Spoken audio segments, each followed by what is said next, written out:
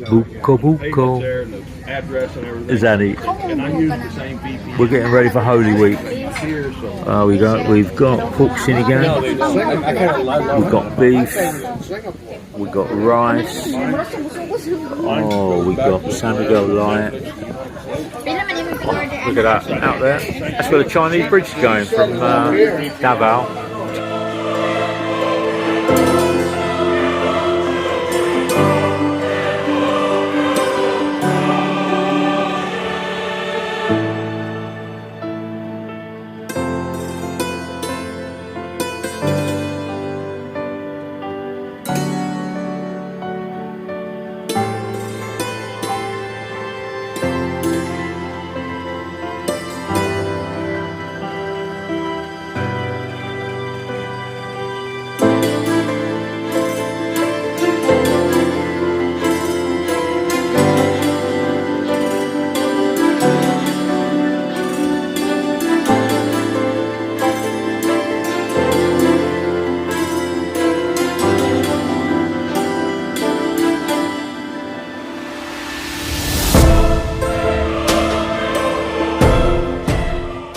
Because in the UK you need to get financial advice.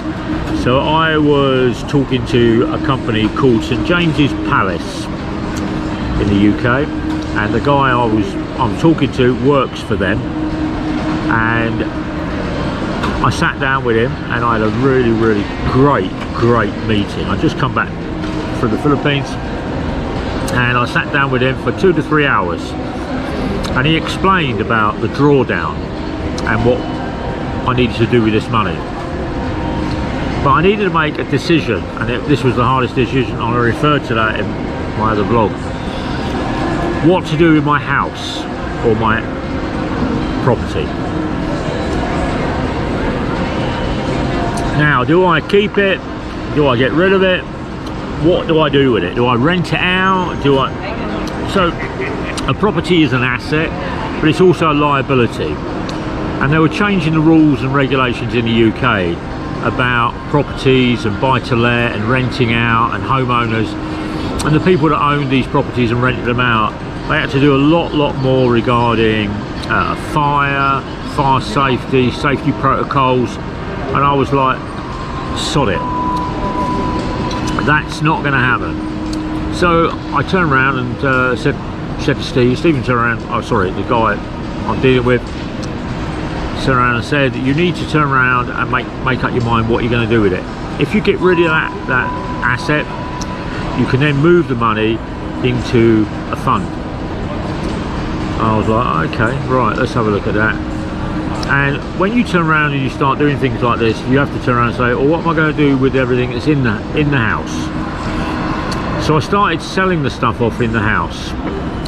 I had nice beds and nice furniture and stuff like that, but I didn't want to turn around and make it hard work. I wanted to make it easy. So I was a local free gazette. I put an advert in there, 50 quid, and it was a whole page. I said open house Saturday and Sunday, selling household items, new and old, come along. And I turned around and said one group of people at a time, and that's it. And they had to phone me and book it in. What I didn't want to turn around and do is have 50-60 people turning around, rummaging around the house, picking up stuff I got and then walking out the door with it, because there's only me. So people came round. There was a guy that was dealing with house clearance, turned up about 9:30, turned around and started saying he wanted to clear the whole house.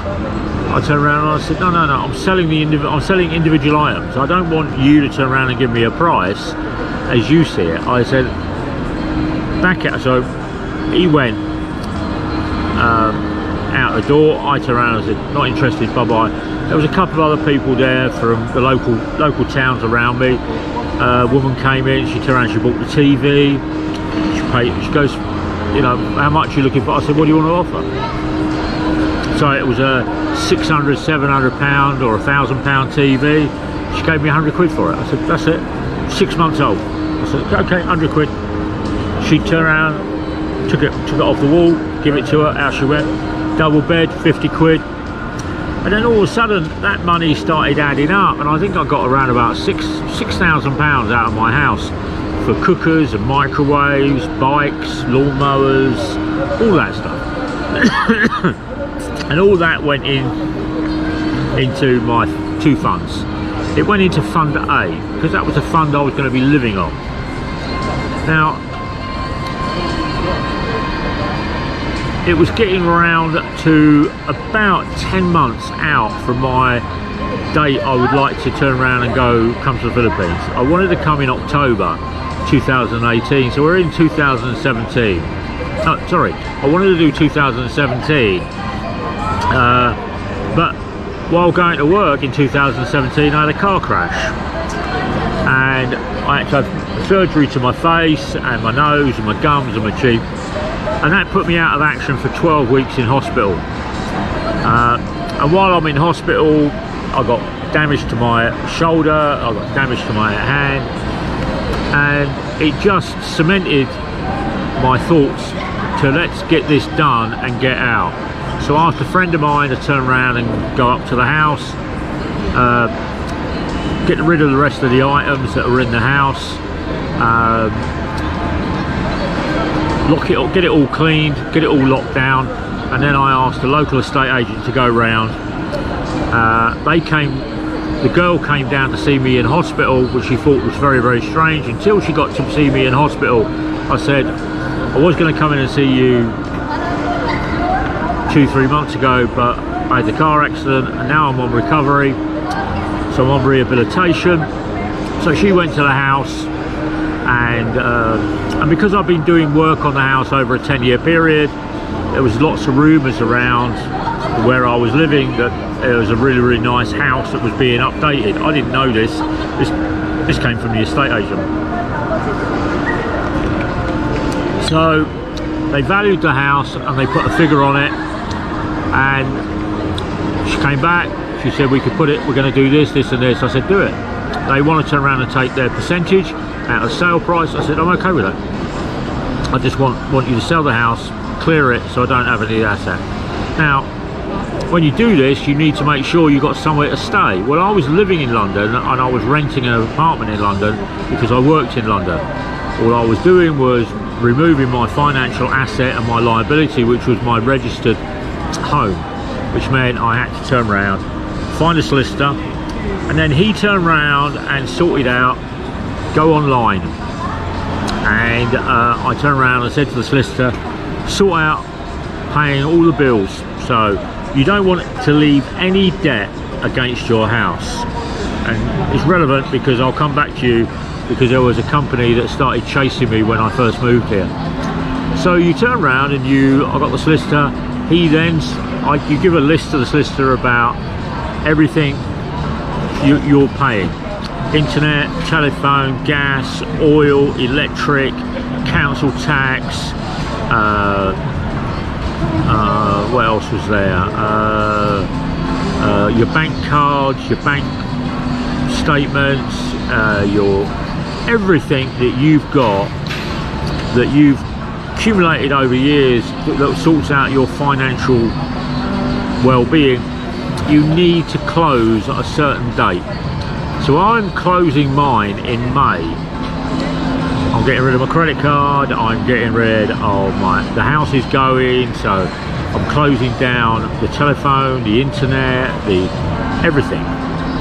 So the house sells and I'm like, wow, okay, paid this and I get a lot more, and I'm getting, so then I turn around and say to my friend, here we go. I went over to him with the check and I gave him the check, and he was looking at me going, wow, okay, that's more than we expected. I said, yeah, it's a lot more than we expected. So I'm gradually closing down my life in the UK, but you have to do it in a way that you're not just turning around and doing a knee-jerk action and legging it. Because what I found is banks or financial institutes, if you don't do it right and you don't have legal representation and you don't have a lawyer on your side to do all the legal stuff of it, they'll go to the courts and they'll freeze your asset, like your bank account, they'll freeze your pension, they'll freeze your investment, they'll freeze your portfolio, and then you've got no money, and then you've got to go back to sort it out. So I got myself my solicitor or attorney, and then I turned around and sold a house, and then you send out a request to all of your creditors to close your accounts. Did all that, closed it all down. Then I had the property in London. Then I turned around and told work what I was doing, and I'm going to retire, or I'm going to stop work. They then turned around and were like, and I turned around and said, no, I've just had a car accident. I need to get my life in order, and I'm not going to be working 10, 15, 20 hours a day. I'm not going to be doing all of this. And one of the key instigators of this in the past was, I worked for a company that was doing around 9 million, and when I would turn around and left the company, it was doing 52 million, but my salary hadn't gone up. Incrementally, it had gone up each year by a nominal sum, like £900. But the company's incremental increase in revenue, sales and profitability had gone up by nearly 40 million. Justifiable? Yeah, it's okay, it's their company, I've got no problem. But if you don't want to reward the person that, or people that are giving you hard work, then you've got to expect that they're going to leave. I left. The company then turned around and said it wanted to offer me a degree, and I turned around and said, no, you don't seem to understand. I don't want to be working anymore. I don't want a degree and spend 5 years tied to a degree course, because as I said, if you take the degree course and we pay for it, if you leave you have to pay us back. Well, that's not investing in somebody's future, is it? That's blackmail. You're looking at it and go, well, I'll give him this and then we'll tie him into a contract that he can't leave. Well, I left, got out the door. So then I stopped, I closed down my apartment in London. Once again, find somebody, close the bills, get rid of everything that you've turned around and you've done. And I moved down to see my mum. And I spent 3 months with my mum, and people were turning around from work trying to go, oh, well, we got the NFL coming, we got this. And I said, no, I don't want anything. I don't want anything. I got my flight booked, and I had accommodation booked in Davao, and by then I'd actually put a stake in the ground, Davao City. I've been here about 10 times. I've been to Cebu about 20. I've been to Manila about 20. I've been to other places in the Philippines. I looked at them, they're all very, very nice. But I was looking for a visa office that could sort me out my SRRV, because that was the route I had to go. And I turned around and said, I need the money for my SRRV, I need to turn around and do this, I need to do that. So I need to put funds to one side. So I went to the 3 months out, I went to the Philippine embassy to turn around and do my application for my SRRV. They turned around and said I didn't need to do that, I needed to turn around and go to the Philippines. Let's come back, shall we?